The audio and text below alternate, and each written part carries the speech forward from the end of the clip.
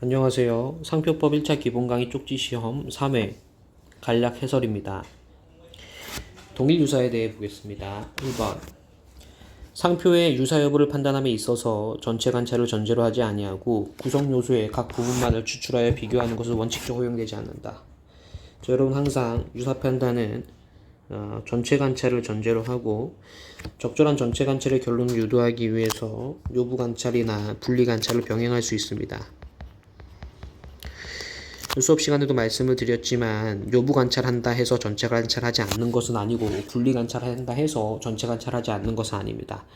요부를 중심으로 본다 또는 분리된 부분을 중심으로 보겠다 이렇게 이해하셔야 되겠고, 따라서 전체 관찰을 과연 100%로 할 것이냐 아니면 80%로 할 것이냐 아니면 20%로 할 것이냐, 뭐 예를 들어서 이렇게 말씀을 드린 거고, 항상 전체 관찰은 적어도 1%는 있다는 겁니다.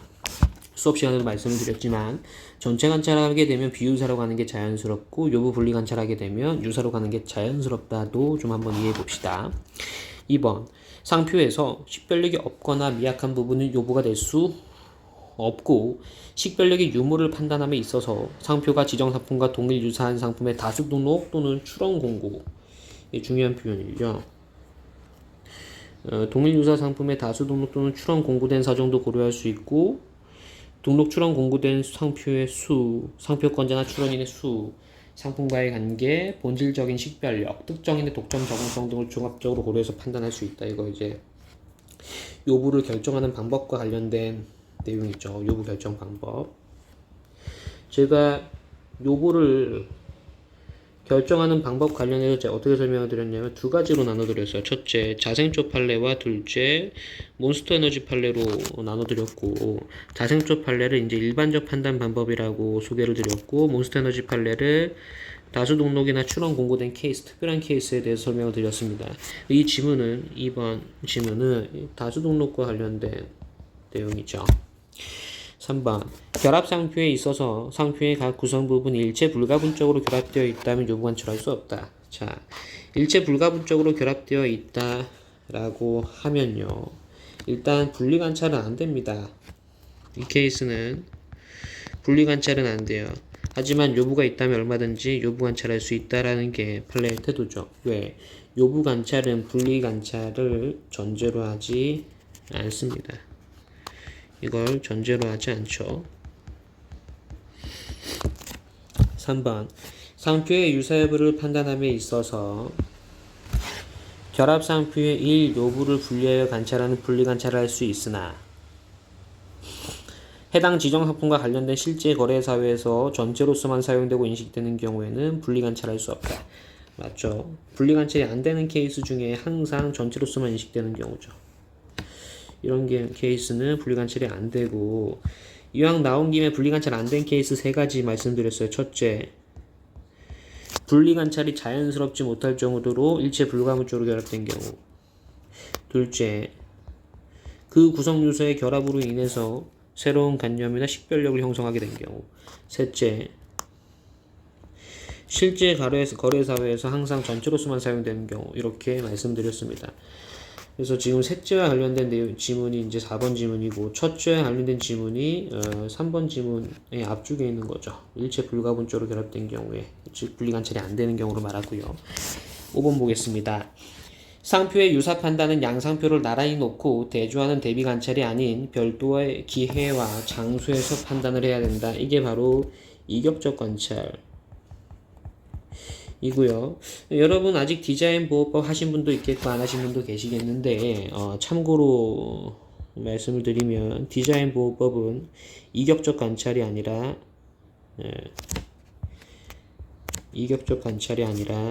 디자인의 경우에는 디자인도 유사라는 개념이 있거든요. 이격적 관찰하는 게 아니고요. 이격 관찰이 아니고 나란히 놓고 대비 관찰하게 됩니다. 법이 다르기 때문에 그래요. 얘는 이격적으로 관찰할 게 아니라 나란히 놓고 대조해서 관찰하게 됩니다. 디자인 보호법 시간에 안내 드리도록 하겠습니다. 디자인 보호법은 이렇게 상표랑 비교하시면서 하면 더 좋아요. 자, 6번. 상표의 유사 여부는 상표의 외침관을 일반 소유자의 직관적인 인식을 기준으로 전체적, 객관적, 이격적 관찰에서 출처운동 우려가 있는지를 판단해야 된다. 여러분 항상 유사 판단은 출처운동 우려를 기준으로 판단하고 출처운동 우려가 있으면 유사고요. 출처운동 우려가 없으면 비유사가 되는 겁니다. 자, 7번. 양상표에서 외, 칭, 관 중 어느 하나가 유사면 유사이고 전체로서 출처운동을 피할 수 있다. 여기 나왔네. 전체로서 출처운동을 피할 수 있으면 당연히 비유사예요. 유사면 유사고 마찬가지 틀렸죠. 비유사고요. 8번. 결합상표인 출원상표가 특정 상품에 대한 거래사회에서 분리되지 않는 경우에는 그와 관련되는 상품에 대한 거래사회에서도 전체로서 인식된다 볼 수 있다. 틀렸죠.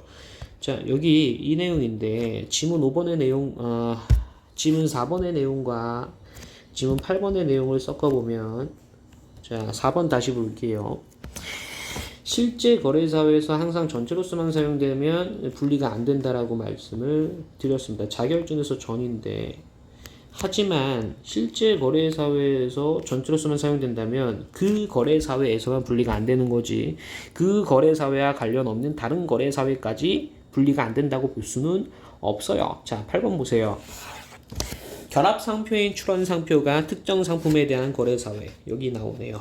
특정 상품에 대한 거래사회에서 분리되지 않는다 하면 그 상품과 관련된 유사 판단에서 분리할 수 없어요.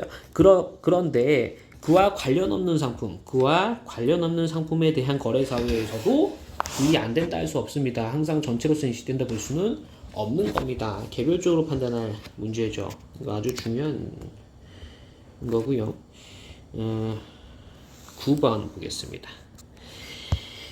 상표의 유사 판단은 양상표를 나란히 놓고 대조하는 대비 관찰이 아닌 별도의 기회와 장소에서 판단해야 된다. 이거 이격적 관찰이 아까 나온 것 같은데, 여기 5번 지문이랑 똑같네요. 중첩됐네요.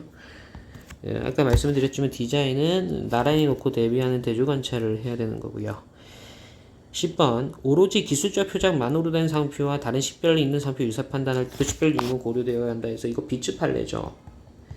여러분 이거 지금 기본 강의 초반에는 제가 이거 패스했고 기본 강의 거의 말미에서 함께 설명을 드리고 있거든요. 기본 강의 수강하시다 보면 119조 1항 3호 불사행초 심판을 본격적으로 보게 되는데 거의 말미거든요. 여기서 이제 비츠 판례를 함께 설명을 드리고 있습니다. 그래서 10번 지문은 그때 다시 한번 보시고요. 11번 보겠습니다. 양상표가 일반적 추상적으로 유사해 보인다 하더라도 상표권자를 달리해서 동일 또는 유사한 상품에 대해서 양상표 모거드가 등록될 수 있는 경우가 있다. 맞죠? 자, 상표권자를 달리해서 동일 유사 상표가 동일 유사 상품에 대해서 등록이 될 수는 없는 게 맞아요. 왜 그러냐면 일단 기본적으로 34조 1항 7호라든가 35조에서 상표법 역시 특허법과 마찬가지로 선출원주의를 취하고 있어요. 그래서 유사한 상표에 대해서는 중첩해서 등록을 받을 수 없게 되는데, 하지만 롤렉스 판례에서 일반적 추상적 유사해 보인다 하더라도 뭐라 그랬죠? 구체적이고 개별적으로 봤을 때 출처운동 우려가 없다면 그럼 공존 가능하다, 즉 비유사다라고 이제 판시하게 되고, 이게 바로 롤렉스 판례죠. 이 판례가 됩니다. 기출문제 보겠습니다. 하나의 상표에서 두 개 이상의 호칭이나 관념이 발생할 때에는 그중 어느 하나의 호칭이나 관념이 타인의 상표 호칭과 관념과 동일 유사한 경우에 전소수 유사라고 볼 수 있다. 이거 제가 APM 판례와 관련해서 설명을 드린 적이 있습니다.